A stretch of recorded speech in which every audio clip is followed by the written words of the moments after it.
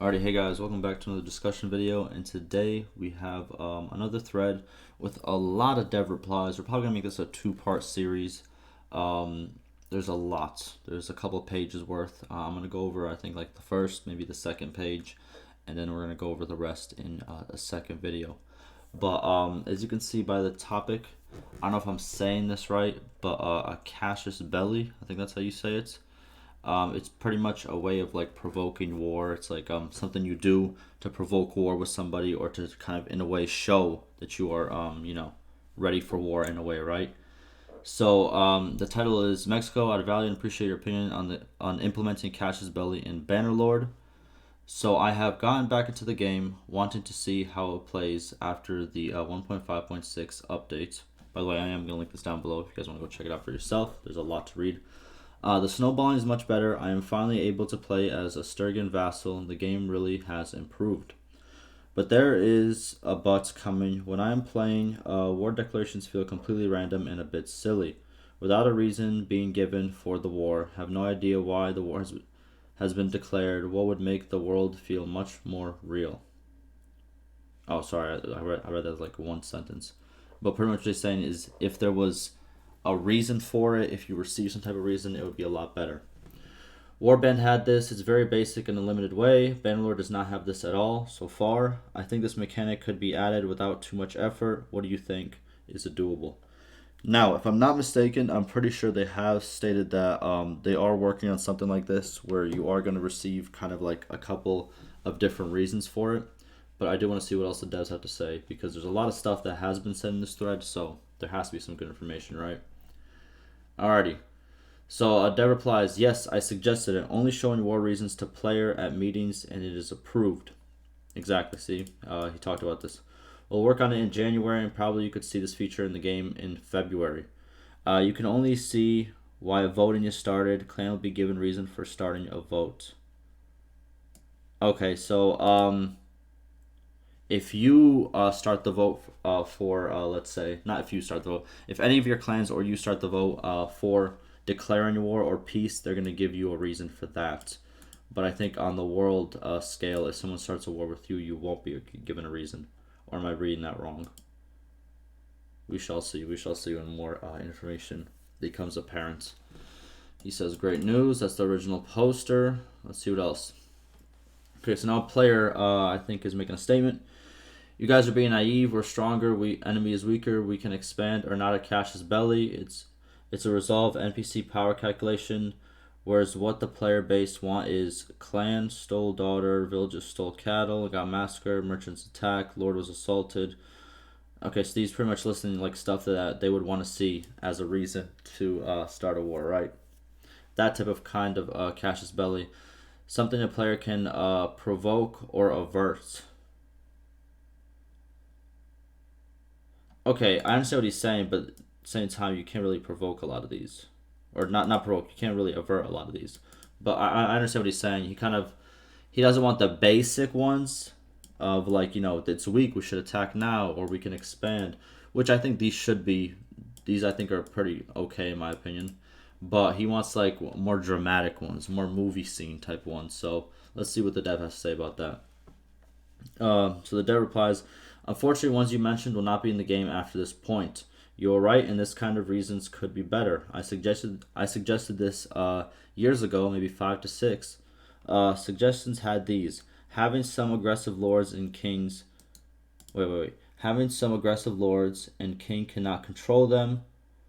Okay, so they would like start a war. Okay, they will raid a neutral village, and sometimes after this new war will be initiated, or a lord will attack a neutral caravan. After some point, a war will be initiated, or entering neutral kingdom territory can be a war for a reason. Okay, yeah, that makes sense. Pretty much what he's saying is he kind of did kind of like what this is, but like in terms of like let's say you have a lord that doesn't follow your peace treaty, and that might cause a war, and then I think that would be pretty cool. It makes a lot of sense. But obviously, he says that it has not been what's it called? I don't know if it's been accepted or not, but he has suggested it, and there has not been any word. Or more solid reasons like if kings do not want problem, they will kick those aggressive lords from the kingdom. They did not accept. Okay, so they did not accept these. In the current state of the game, we cannot add these anymore. Game moved in different directions, so reasons will be something like they capture our lands, we should take them back, or we have good power and Sturgians have more territory, we should attack them. Okay, so before it was like actual events that happened that actually made them start a war, as you could say right here, like if a lord attacks a neutral caravan or something like that.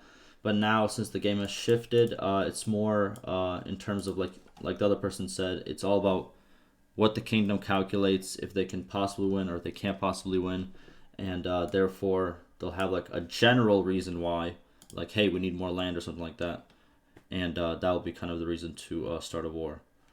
So please lower your expectations about this feature. Sorry, that's tough. That's honest though, but it's tough. You know, so it is what it is. We got a basic version of kind of like something like, you know, somebody wanted something more advanced, but unfortunately we got the basic version. There is obviously you can get a mod for this hopefully in the future, but it is unfortunate. It is. Let's see what else we have. I know we have more. All right. Player right now. Mexico himself said, I don't want the game to become too complex, and when I suggested him an after-battle looting system today, he said when the game's complexity level rises, its target odds decreases, which is kind of true unless the game is really popular already, so basically money. That's such a... Okay, dude, that's a bad take, bro. That's a bad take, bro.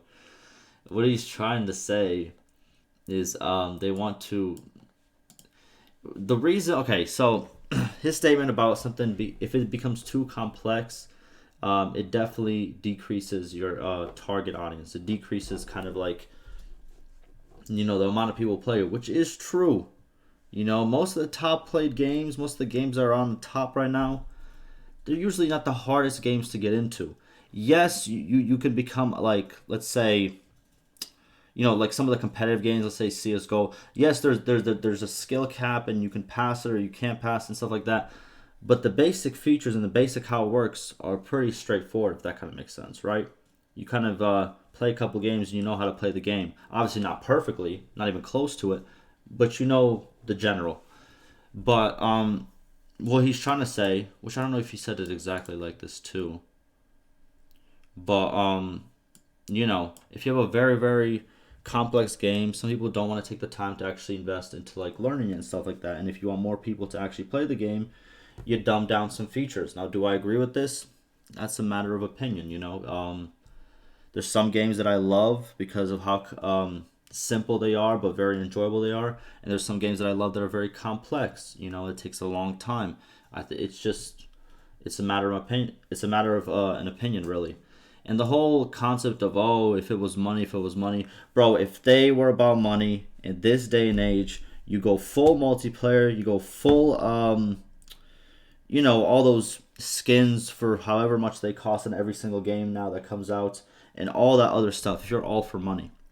You know, if they were all for money, I'm pretty sure that when this game came out, there would be microtransactions, there would be, the multiplayer would be fully done, this in the third, and the single player would be lacking behind, but it wasn't. Multiplayer games are on top right now. It just is how it is, and the whole money thing, it's just a bad concept in my opinion, in my honest opinion. But let's see what developers say. I'm not getting that money, so it is not related to money. True. Good one. I only prefer simply to learn hard to master designs. About war reasons, I also prefer complexity because it could add lots of sense to the game. However, it is not chose. After now, it is so hard for vanilla. Mods can try this. There it is, kind of like how I said it in a way, right? But yeah, it is what it is, man. You know, like look, I said what I had to say about it. You know, it's I don't agree with this money thing at all. The complexity to what's it called? Pretty much it decreasing the target audience.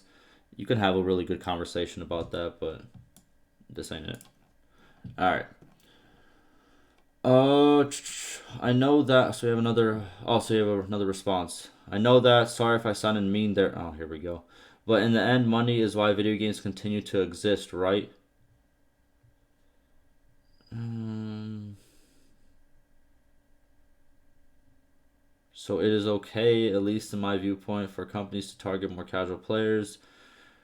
Agree, not saying you get the money does, the leads do. I don't know what he's talking about at this point. It's like he's agreeing, but no, but yes, but no. All right. Um, it's a profitable industry. That is true. Is it the only reason? Probably not. But okay, let's see what the devs have to say. Dev says yes. An example: Warband was a great game, but its audience was small. Very true. And Bannerlord company targets reaching more people, and I cannot say it's wrong. Of course, what did I say he for? Here we are, company plus devs plus players, all want Bannerlord to be popular and reach more people, and that is not about money, of course. There it is. Yeah, that just I don't know. He's just a part of the machine that makes this. I said part of this, part of the machine, part of the team that makes it. There's a lot of people involved, a lot of decisions being made. You need to obviously sometimes agree to disagree. That's just how it is. So interesting. All right. Anyways, if we choose the way and implemented these mechanics I offered, probably lots of things should be different now. Maybe game became more complex, and maybe you reach less people, or make it game more successful. And we could not know its result. Of course, it was a risky and hard to control design. It is time to lose. Wait a minute, what?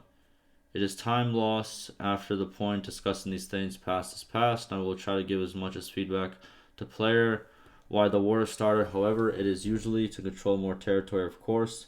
At least you will get more information about these decisions. There it is. He said, "Listen, the past is the past. This is where we're at now, and we're gonna try to at least be honest and upfront." I appreciate it. And obviously, he stated that most of the reasons are going to be because, hey, we want more land. And I'll be honest with you, that was a lot of reasons for expansion back in the day. They wanted more land. They could have said, oh, it was for this and for this, but usually it was for more land. But, yeah, it is what it is. I don't know what much else to say about this. Let's keep reading. Oh, is he still in this conversation with this person? Okay, never mind. It's a different person. All right. Because I want some actual info, not just this weird, it's all about money discussion. Okay, so player asks, while you're online, could I ask something in Warband? Is it possible to go up to a friendly army and suggest a course of action? For example, go and defend a castle. There's a group of enemies there, and depending on your relationship with the Lord you're speaking with, they would go and do it for you. This was really useful. Many times it saved my castle from being taken by enemies. Is there any chance of seeing the same option in Bannerlord? Okay, before he answers, I could kind of answer this for you. While he probably okay, so what I think he's gonna say is it's not really possible in a way, but at the same time, it doesn't mean it doesn't happen. Because I remember he made a post, I would say months ago at this point, where obviously the AI pretty much whenever they have an army or whenever even they're in a party, whenever let's say one of their settlements gets attacked, um, there's this whole calculation that happens to see if they're going to go defend this or if they're going to actually go siege a different area, right? In terms of an army and a party that they see pretty much, should I go this far to try to defend this place or should I go do something else? They have a calculation that automatically happens every time something gets attacked and needs to be defended, or when, they're an army and they can either choose the choice of sieging something or again defending against something. So I think that's something that along the lines that he's going to say, but we'll see. In Bannerlord, it is hard for one lord to go and defend a castle. He should gather an army. So actually in Bannerlord, you should spend your influence and gather an army and go to your castle with it. Maybe by spending lots of influence, you can force a lord to gather an army and go there. However, this is a different topic that we should not discuss here. I noted for future, but not a must-have feature for now. There it is. Well, he didn't say exactly what I said, but I feel like I don't know if I explained it perfectly, but that's kind of in the words that he said it that, you know, this does happen. You don't really need to go tell them. They will do it themselves. It's not a perfect system where, it's exactly the castle that you want to defend or something like that. You know what I mean? They make the calculations by themselves. But I like the feature idea. I'm not gonna lie, I like the feature idea. I want more kind of, if I'm the ruler, I want more kind of control in a way where I can tell a king or I can tell a lord to go do this and go do that, because guess what? They're part of my kingdom in a way. I think that should be a thing. What else we got? And what about just telling a lord to go to a castle to defend, and the result is waiting close to settlements, like some single parties are already doing? I mean, just waiting close for an good up. Oh, I can't read. Just waiting close for a good opportunity to attack when more single lords or armies come to defend.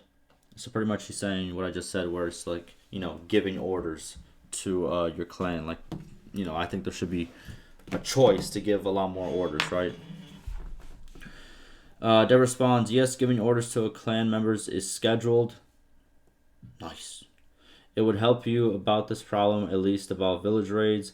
After that, we can think more solutions for this problem, but first we should implement giving orders to clan members. Yes. Nice. Nice to hear. I'm pretty sure that he has talked about it in the past, recently, like probably like a couple days ago, about this feature being in the works, and that is what we need. I think we're getting, again, we're really getting there, in my opinion, in terms of changes that are coming. But yeah, that's gonna do it for me. Like I said, I'm gonna make a part 2, probably going over the rest of the replies. Hopefully you guys enjoyed. Ask me any questions, any concerns, and like always, stay safe.